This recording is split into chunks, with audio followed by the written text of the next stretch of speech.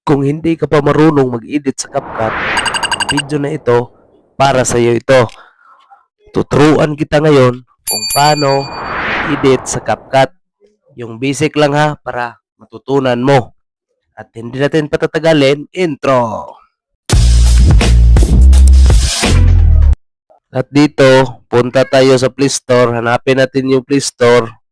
Pag mahanap natin yung Play Store, pindutin natin ito yung Play Store. Tapos antayin. Tapos i-search natin yung CapCut. Diyan sa CapCut.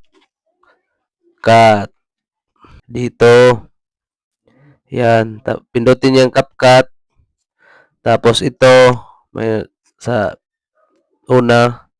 Tapos ang sa akin, naka-install ako. I-update ko yan. Kung kayo hindi pa naka-install, mag-install kayo. Tapos skip lang natin. Yan.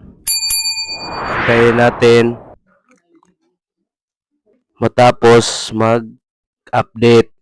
Okay, malapit na matapos. 100% na. Installing, antayin lang natin. Pagkatapos natin mo-install, back tayo. Yan, may arrow. Pindutin natin yan. Back.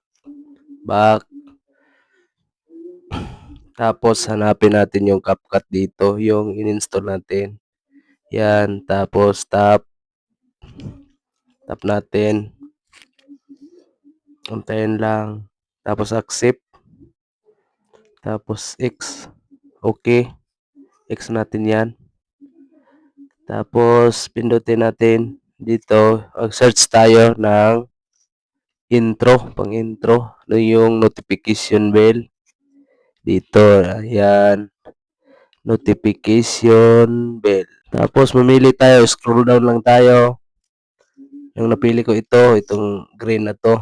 Yan, para dali lang natin ma-edit. Tapos maghanap tayo ng picture. Kung asan ito, yung picture natin sa YouTube. Yan, lagay natin yan. Tapos next. Tapos pindutin natin yung picture natin. Yan. Tap natin yung pangalan natin sa YouTube. Yan. Yung channel natin. Riam Tutorial Vlog. Yan natin itap.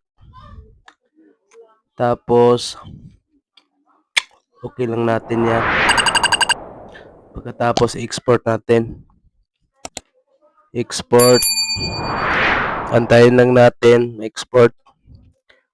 Yan. Pagkatapos ma-export, back natin.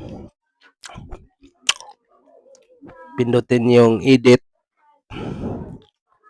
Edit. Tapos new project. Tapos tap natin yung kanina. Yan. Add. Add natin. Pagkatapos expecting ratio. Hanapin natin. Yan, pindutin 16.9.